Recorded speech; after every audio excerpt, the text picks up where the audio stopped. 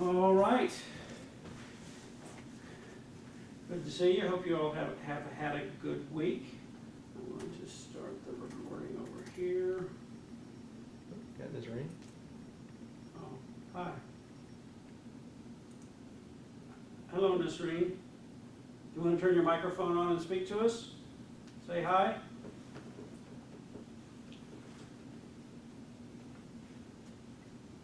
We can't hear you. Oh well, just turn your microphone on and speak if you want to. So I'll begin. All right. Good time to see the colorful title slide. And so what I'm going to do is try to summarize what we talked about last time very quickly, and it also serves as an outline. So this stuff we've seen before. This may be too quick, all on one slide, but this is what it is what we've covered and what we're going to review. So one of the first ideas is that Freeman's work, his experimental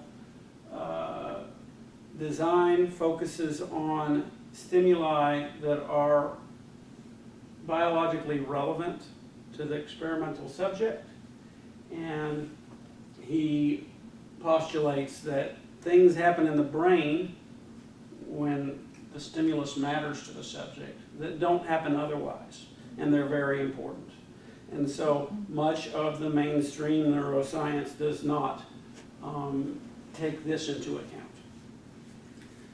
The next thing to review and then revisit in a moment is what he found when he looked at a range of neural activity that most neuroscientists filter out. This was his urging his colleagues to open up their passbands. A passband is a range over which you filter. You allow signals to pass, and signals outside that frequency range will get filtered out. And so when he did this, he found the distributed patterns in various cortical locations that were amplitude modulation patterns at a coherent gamma frequency. And this is a very important finding. And it led to his cinematic hypothesis. The perception of the brain happens in frames or cycles. And it led to his constructivist neurodynamic theory, which is that activity in the brain isn't just the effect of stimuli hitting receptors, but it is an activity pattern that the ongoing neurodynamics transitions into when stimuli come in. Very important difference. Steve, do you know about this guy who uses the same term or a very similar term, constructivist? Yeah, I think you mentioned it to me, and I tried to look it up and found that. Yeah, that terminology, I think, made up minds that related to Drescher's work. I thought that there's it also pops up in that. Constructionist, yeah. But this is constructivist, and Susan Oyama also uses this term to describe her theory of constructive interactionism. All right, so in biology. I know about her work, Yeah. but this may very well be the constructionist. That may be what you're thinking It of. may very well be. I believe it's a different animal. But I think it's very similar. But it's not particularly having to do with neurodynamics. Yes, I think it had something to do with education, didn't it? No. Sociology or? No, it's more psychology. Oh, okay. All right. Yeah, so constructivism is from Piaget. Yeah, Piaget, which is Drescher. Drescher is a model of Piaget. So, and Freeman mentions Piaget as one of the philosophical precursors to what he does. And so I think it's fair to label it constructivist. He frequently says that the cortex constructs its activity from triggered by the stimulus, but it constructs it out of things learned from past experience and its current motivational state. So, and I think we're already discussing, as we discuss the definition of constructivist, the cognitive implications of that. Attention is constantly filtering sensation. The perceptions, and when I'm thinking about LIDA and I'm thinking about a single cognitive cycle, Freeman's work really goes over multiple cycles. Not many cycles, but several cycles. And when he talks about perception, he is talking about not just what we would call perceptual associative memory, but he's talking about things that happen throughout a cognitive cycle. He's studying the sensory cortices, but he's studying them over the course of an entire cognitive cycle. And so what happens in the sensory cortex isn't just about, as I interpret his work, it isn't just about what happens in sensory memory. It's also reflecting what's going on in the workspace, the global workspace, and even it's linked to significance, the action selection significance. So attention filters sensation, and that attention is not going to be simply the attentional correlates in our model, but it's going to be all of the motivational state and the features like saliency and activation and arousal that make what's relevant.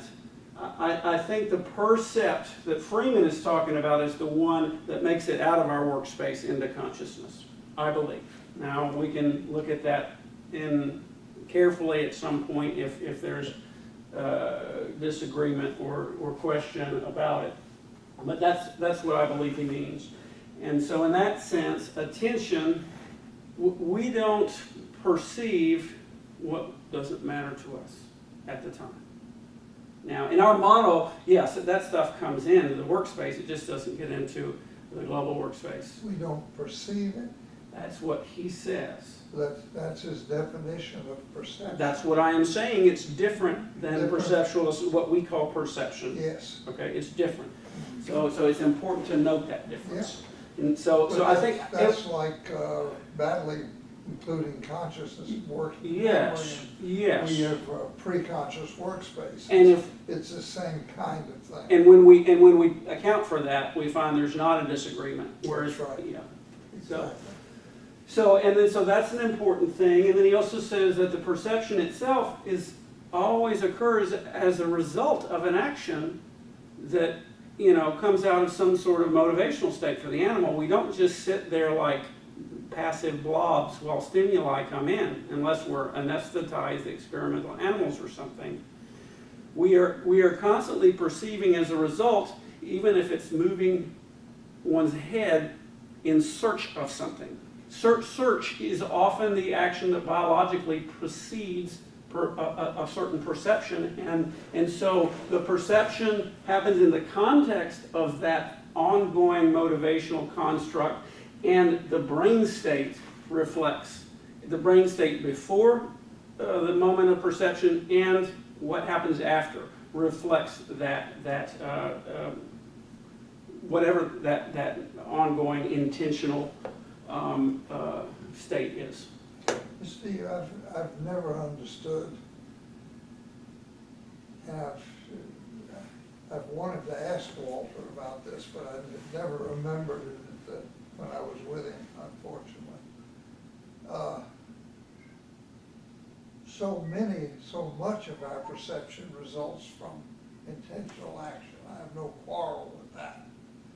But it seems to me that if I'm sitting here talking to you and suddenly there's a loud noise over there, I certainly perceive that loud noise, and without what appears to be any intentional action. Agreed. And I don't think Freeman would disagree with that. But the moment that stimulus comes in, it changes your intentional state.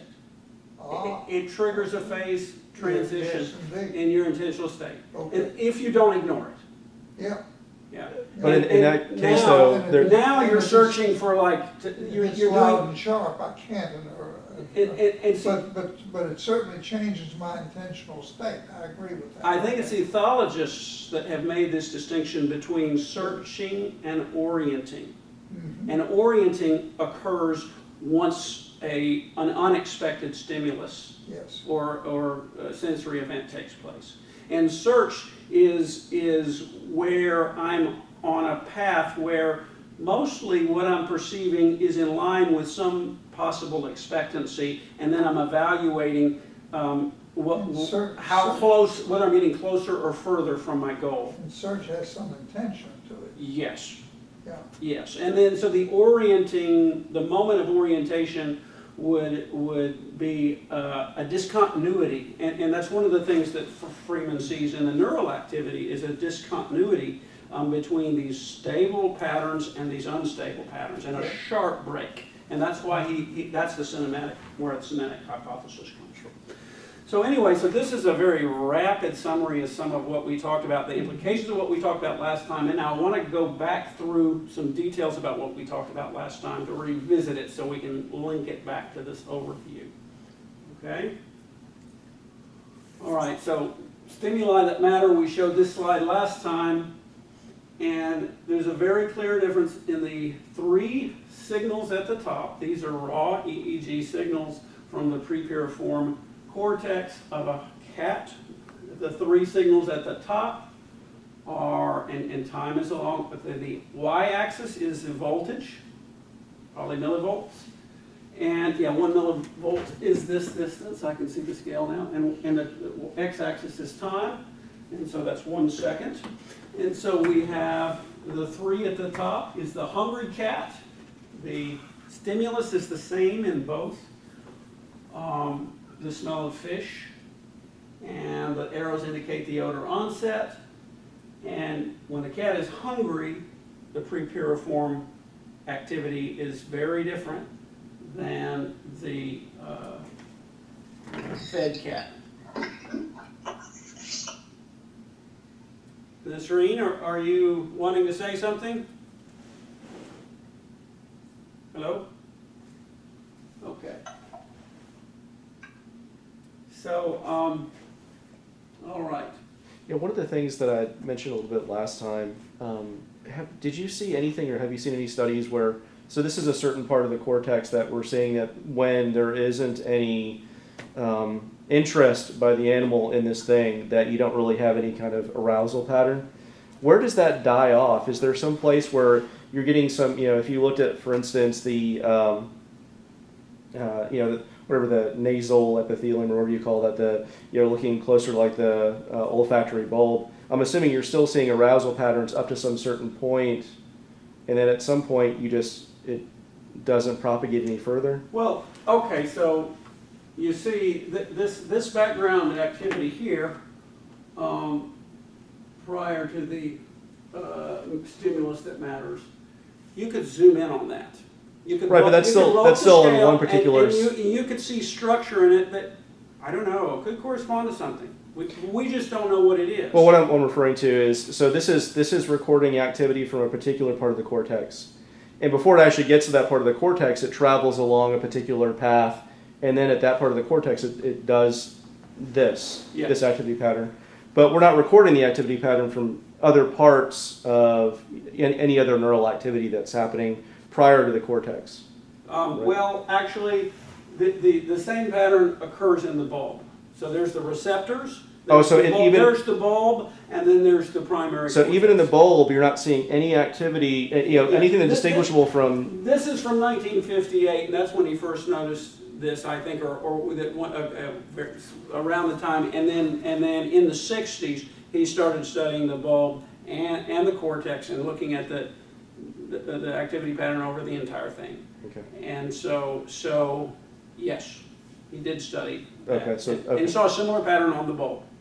Okay, so very early on, there is some, I want to say decision, but it's some dynamics that happen to dampen this thing out a little bit when it's not relevant for what the animal cares about. It's not later on in the process. We think that very early on, you're seeing a different pattern based upon whether the animal has any interest in this thing or not.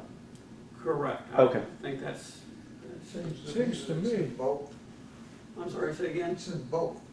It's in both. Well, I'm talking about the pattern itself. So It's in the bulb and in the cortex, in the early part and the later part. well, if the Oh, yeah, pattern, but he said, well, I'm saying early on, he was not excluding the later. That's Yes, That's what yes. you were talking about? Yeah. Okay. yeah, Yeah. okay. Got it. Yeah. Agreed. Seems to me there is an intention, when I have an intention to find food or whatever that's right, but there is an intention that's continually open to the unknown, including when we sleep. I think there's a channel, we have an undefined intention Might be. that's just It's a question sucking of- whatever. Of how you want to define intention, and that's one way of doing it that's fairly broad. Yeah. That's a fairly broad way of defining intention, Yeah. but you can certainly. It's very broad. Maybe it's the wrong word even, but Well, when Freeman uses the word, he has a very specific construction from philosophy that goes through Thomas Aquinas. I know what intentionality And it is. goes through Merleau-Ponty, and then he's got his own take on it that I'm not sure everyone who studies those guys agree with. I've had a reviewer say, I have had a reviewer for a paper say that Freeman had an erroneous concept of intentionality. So Well, I'm just now beginning to understand Freeman's explanation of it, and so I don't know if it's the same as the one that you have from reading philosophy. It's certainly got to be related, but we have within our LIDA model a definition of intention, which is not that broad. It's more specific than that. Okay, functionally, I don't know how, I don't care what the semantics are. All I'm trying to say, there's a receptivity Yes, that I'm calling intention, but I don't care whether you call it intention or not. There is a receptivity that of almost nothingness. What is in the nothingness? yeah, You know? and if look, Our if I'm brains asleep, do that. and you call my name, I'm still likely to hear it, aren't I? Yes. I'm Perhaps, receptive to that name. right, yeah, probably Yeah, more so yeah. than yeah. But Freeman's point, I think, here would be that the hunger is an example of something that alters it's a variable across which that receptivity will change Yes. in terms of what's likely to arouse it. And certainly in this case where the animal is fed, maybe it now wants to play. You know, it's in some other state and would be receptive to odors or stimuli Sure. that suggest it might have an opportunity to play or engage in some other biologically relevant activity. Okay, so to review, and we've touched on this already a little bit, in the data, the experimental data that Freeman collected over many years, he sees a spontaneous background activity in this receptive state that's devoid of patterns, as far as he can tell. Yeah. Okay. And that with a regularity that's of approximately theta frequency, the activity will break out of that desynchronized pattern. You know, it's actually devoid of patterns, but the we call that the desynchronized state. It will break out of that, and a gamma pattern will spread over the entire ball very quickly, and he calls this a transmit state. And this pattern in this wave packet is a spatial AM pattern, like a signature easily recognized, though never twice identical.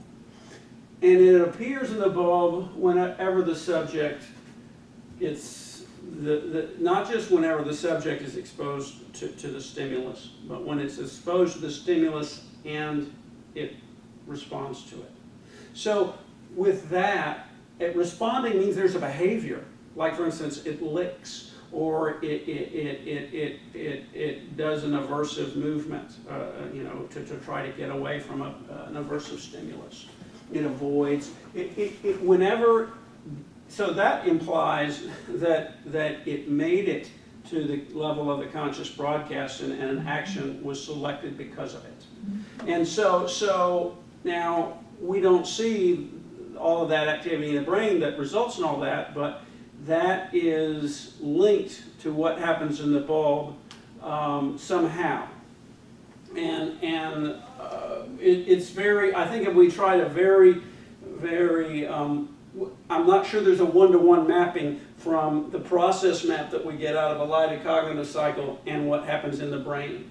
It could get very confusing if we try to put a sequence here and a sequence there and map them one-to-one. I don't think it would work. I think we would have what we call sensory memory happening in this part, and then the same place in the brain, it's now a different kind of memory, or you know, now it's pre-conscious and now it's post-conscious, and so forth. But I do believe this is a picture of the processes that we describe in our model. Now this pattern is as Freeman says, it's constructed from within the bulb or the prepiriform cortex, as the case may be, by the neurons of the bulb as a response, or as triggered by the stimulus. It is not an effect for which the stimulus is a cause, and that all neurons, even the inactive ones, are part of the pattern. That's his claim. And one evidence that he has for this is that when he does his spatial, his 8x8 grid, and classifies the odorant based on the pattern, all channels are equally predictive. So, you know, there's not one of these areas that gives you more information about which odorant it is than the others. If you leave this one out, it's the same as leaving that one out. So the information, or the you know, gets spread across the entire bulb. The entire bulb is participating in that pattern, according to that's his interpretation of his data. And you were saying in this case the amplitude doesn't really matter as much as the actual pattern of the frequency itself matters more than the amplitude? Yes, in other words, the inactive ones are part of the pattern. So the fact that this top left guy is very small ripples compared to the top right. It's all the same pattern. Yeah, it's the pattern. It's the whole 8x8. It's a 60.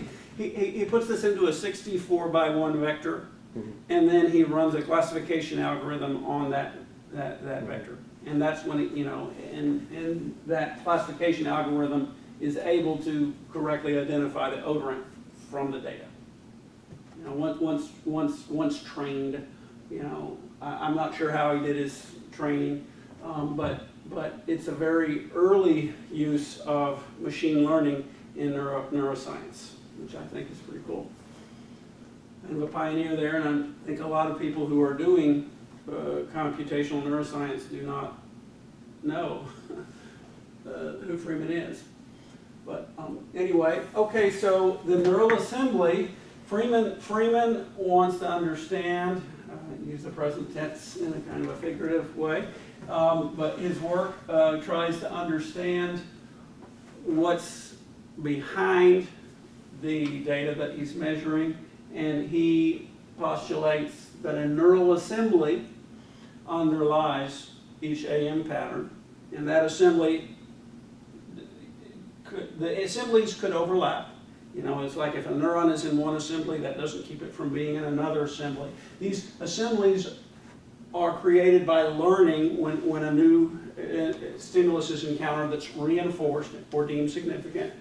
And synaptic modification is the way in which that assembly is created.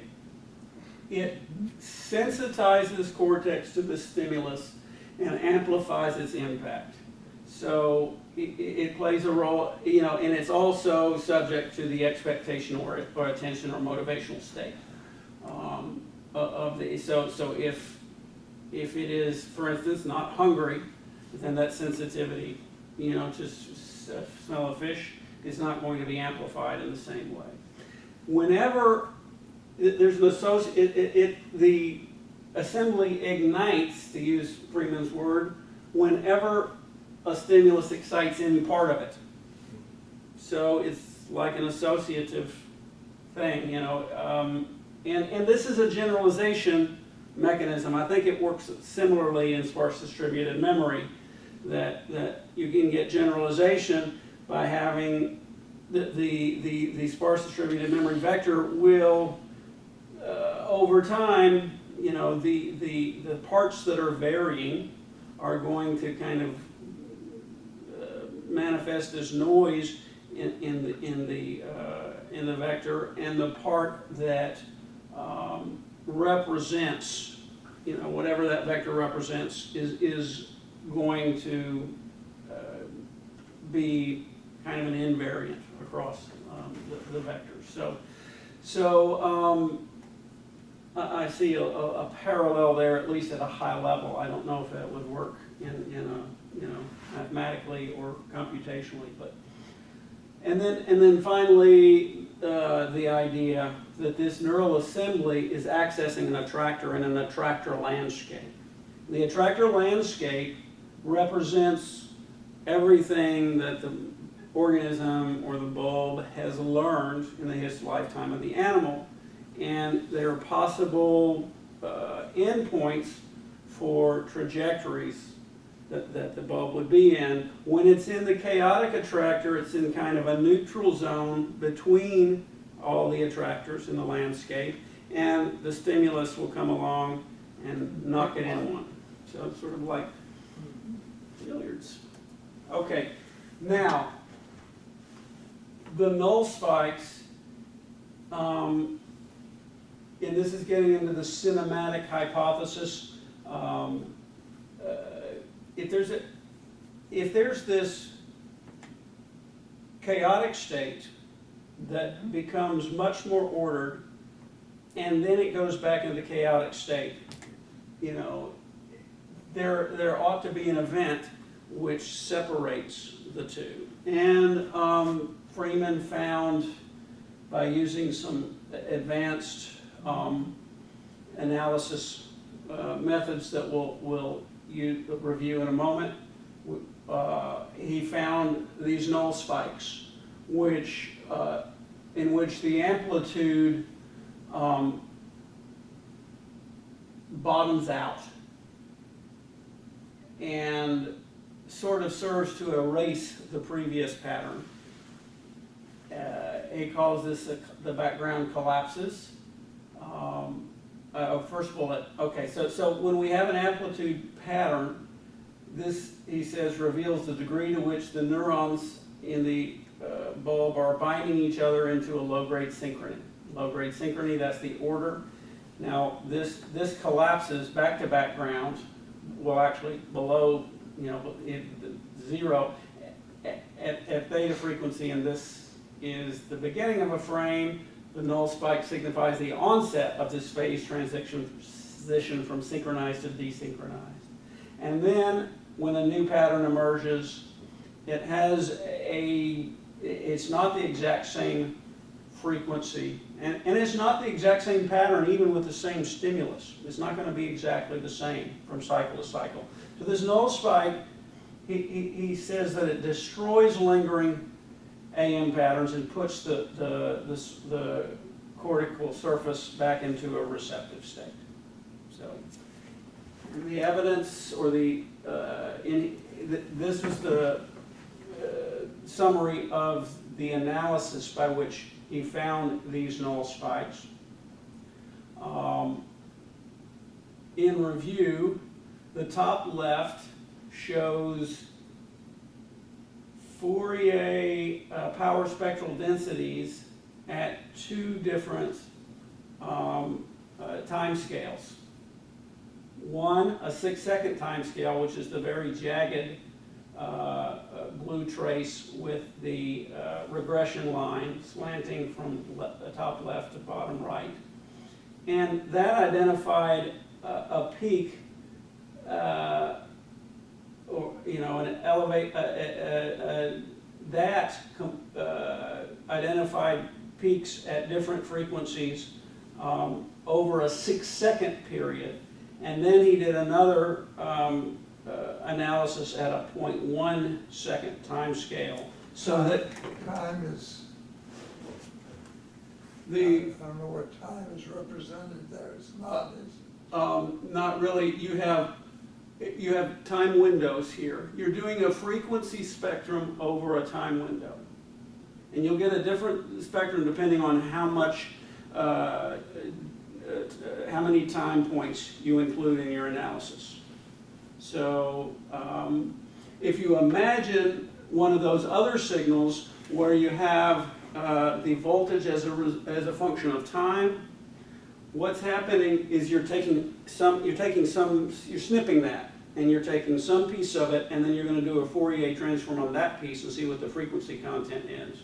Now, if you take the same signal and take a different snip, or a snip of a different length, even if it overlaps, it's going to have a different content. And so Where is the null spike? it's not in the top left. The purpose of the top left is to choose a filtering frequency, to find the frequency to filter at. Okay. See, because the raw signal, you can't see the null spike. So we're going to see in the top right and the bottom left, you have filtered signals. And in order to find the null spike, he needed to do this calculation in the top left to figure out the frequency to filter at. Okay? And so the B and C are after he's tuned his radio, so to speak, to look in the signal for this phenomenon. So this is a standard practice in analyzing a signal to do this kind of thing, where you have to try to figure out what the filtering frequency is for the relevant signal, and this. I believe it may be standard. I don't know enough. I don't do enough time series analysis to say that it's a standard. Right. The steps seem very reasonable, though. Yes. Trying to, I mean, yeah. I wouldn't be surprised if Freeman was either using, I mean, just from other things I've seen Freeman do, he's either using a very well-established standard, or he's Trailblazing. And, yes, yeah. he did a little bit of both. But I have seen similar things, just not this sophisticated in some of my engineering background. Just not quite this sophisticated. Too bad Detlef isn't here. You know, or Robert Kozma could tell us very well. You know, so in any event, the jagged signal gives you good frequency resolution because it's over a long time scale, but he needs good time resolution in order to locate this very short event.